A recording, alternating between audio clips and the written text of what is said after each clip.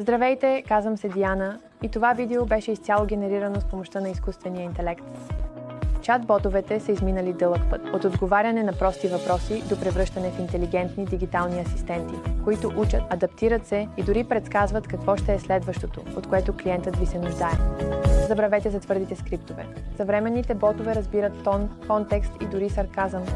Ботовете сега анализират действията на потребителите и предлагат помощ преди дори да бъде зададен въпрос. До 2026 година 75% от клиентската поддръжка ще се извършва без човешка намеса. Един разговор. Безпроблемно през Web, Telegram, WhatsApp, глас и мобилни приложения. Чат-ботовете с изкуствен интелект вече не са бъдещето. Те са настоящето. Ако искате да растете по-бързо, да намалите разходите и да подобрите клиентското изживяване, започнете днес.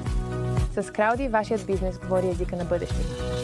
Не се колебайте да се свържете с нас.